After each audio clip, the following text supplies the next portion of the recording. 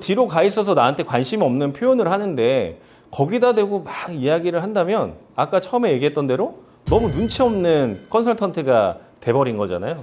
어떨 때 계약이 나오는지 그리고 신호를 고객들이 보내는지를 여러분들이 좀 눈치가 있어야 돼요. 제가 이렇게 코칭도 12년 동안 따져보면 한 2,000명 정도는 개인 코칭을 한 것 같습니다. 이들이 물어보는 주제나 이런 것들도 거의 다 비슷해요. 근데 계약이 나올 때 이 신호들을 못 잡는 눈치 없는 분들이 너무 많습니다. 그래서 왜 눈치가 없는지를 제가 쭉 이야기를 들어보고 많이 상담을 해보니까 첫 번째는 내가 이야기하기가 너무 바빠요. 뭐 말의 비중으로 따져본다면 고객이 말하는 시간이 사실은 뭐 6대4 정도면 비율이 가장 좋거든요. 고객이 말하는 비중이 2밖에 안 돼요. 그리고 컨설턴트가 말하는 비중이 8이나 되는 겁니다. 그러니까 내가 말할 때는 아무것도 듣지 못하고요. 아무것도 보지 못합니다. 그래서 그런 계약이 나올 때의 신호들을 예리하게 캐치해낼 수 없다. 말을 좀 줄이면서 고객의 행동이라든가 표정, 말에 포인트를 잘 살펴야 된다. 이렇게 보시면 될 것 같아요. 그러면 고객이 보내는 신호들을 하나하나씩 보도록 하겠습니다. 자, 첫 번째는 관심이 있으면 가격에 대한 것들을 가장 먼저 물어보게 됩니다. 어떻게 보면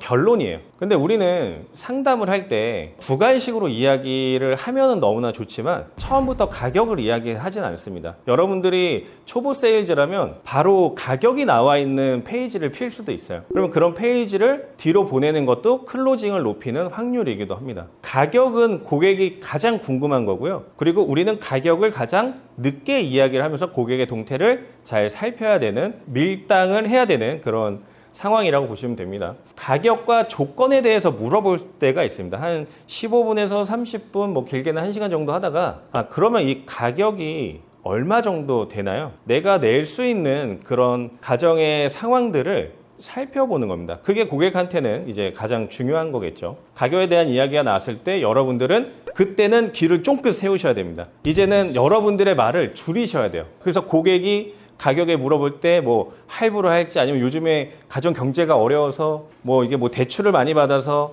그런 것 때문에 가격을 물어보는지 여러분들이 질문을 통해서 고객의 의중을 파악하시는 연습들을 좀 하셔야 된다. 이렇게 보시면 될 것 같고요. 자, 두 번째는 상품에 대한 조건입니다. 상품에 대한 조건은 어떻게 보면 당연한 거예요. 뭐 예를 들어 제가 최근에 이제 정수기를 이제 렌탈을 해야 되는 상황들이 있었거든요. 상품이 너무 많은 거예요. 근데 그 중에서 한 2개 정도로 추려지더라고요. 그리고 브랜드도 추려지고 그 다음에 우리 집에 맞는 사이즈라든가 그리고 우리가 뭐 얼음이 필요한지 아니면 냉온정만 필요한지 이런 것들이 조금씩 가이드가 정해지기 시작을 하더라고요. 그랬을 때 이 상품과 이 상품, 고객이 머릿속에 생각하는 상품이 있을 겁니다. 여러분들한테는 오픈하지 못하는 그런 상품의 조건이 머릿속에 있어요. 그 상품과 나름대로 비교를 하려고 상품의 조건이라든가 이런 것들을 구체적으로 물어볼 때가 있습니다. 그러면 그 상품의 조건에 대해서 여러분들이 막 신이 나서 대답을 해야 될까요? 아니면 반대로 그러면 고객님이 혹시 이런 상품의 조건에 대해서 좀 궁금하신데 혹시 이런 상품을 좀 알아보신 건 있으세요? 라고 질문을 해야 될까요?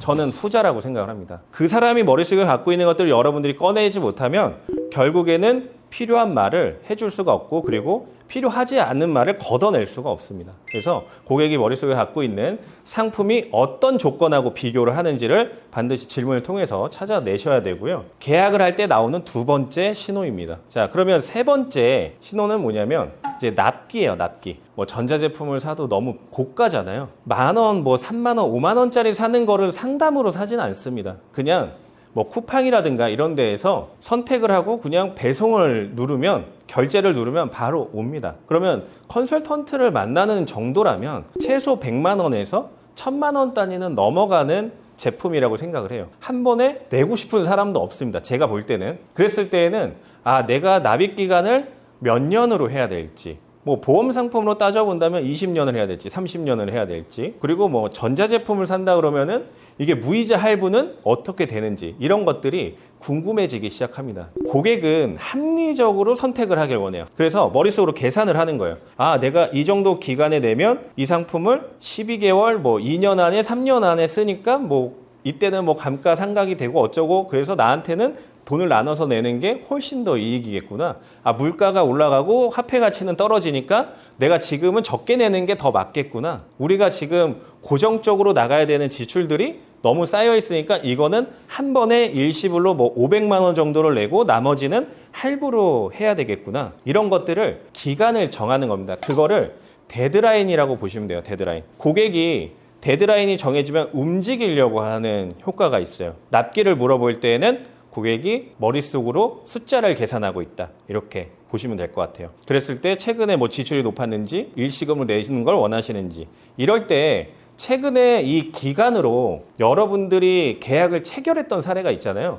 그런 사례를 들어주면 좋아요. 아, 최근에 고객님 같이 20대, 30대 신혼부부들은 이런 방식으로 결제를 했습니다. 라는 것들을 이야기해주면 계약을 촉진하는데 훨씬 더 좋습니다. 어떤 내용인지 좀 이해가 되실 거예요. 최근에 뭐 카드 할인을 통해서 포인트를 받으면서 할 수 있는 방법들이라든가 이런 것들을 구체적으로 알려준다고 보시면 될 것 같아요. 자, 그리고 마지막으로는 이제 자세나 이제 몸동작으로 알 수가 있습니다. 고객이 이야기를 쭉 듣다가 가장 제가 먼저 캐치하는 신호는요, 고객의 등이 어디에 붙어 있는지를 봅니다. 예를 들어서 등짝이 의자에 바짝 붙어 있다. 그러면 저는 제가 하고 있는 이야기가 이 사람이 별로 관심이 없구나 라는 생각이 들어서 혹시 고객님 이 이야기가 크게 고객님한테 와닿지 않냐고 그냥 대놓고 물어봅니다.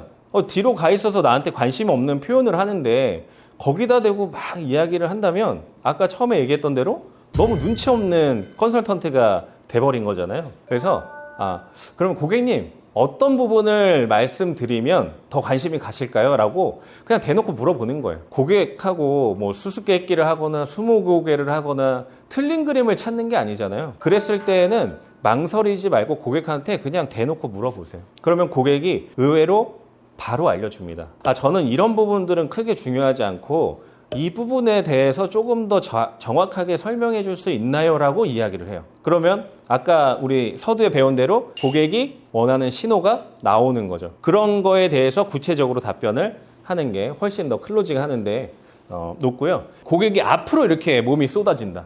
이 이야기가 이 사람한테 좀 흥미롭구나 라는 생각들을 여러분들이 하시고 또 구체적으로 거기를 계속 파고 들어가는 거예요. 근데 여기서 또 주의할 게 있습니다. 여러분들 클로징 하는 게요, 그냥 뭐 A를 하면 계약이 됩니다. 이게 아닙니다. 그렇게 해서 파고 들어가는데 여기에서 여러분들이 주의하셔야 될 거는 지식의 함정에 절대 빠지면 안 돼요. 그러니까 이걸 설명하는데 신나서 말의 비중은 아까 전에 어떻게 가져가야 된다 그랬죠? 6대 4. 이때 8대 2, 9대 1까지 올라갑니다. 그럼 혼자서 막 설명했는데 고객이 애기를 하원을 하러 가야 된대요.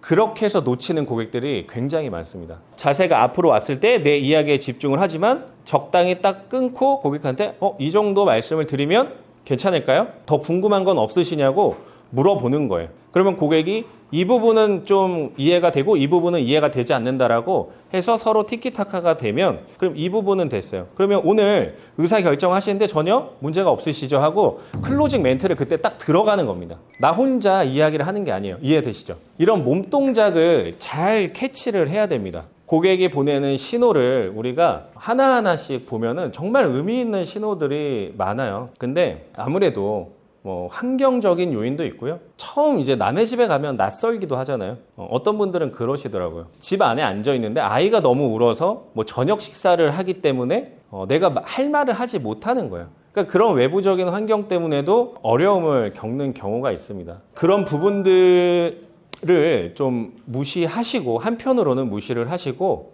고객한테 집중하는 컨설턴트가 되셔야 클로징 확률을 높일 거라고 생각이 들고요.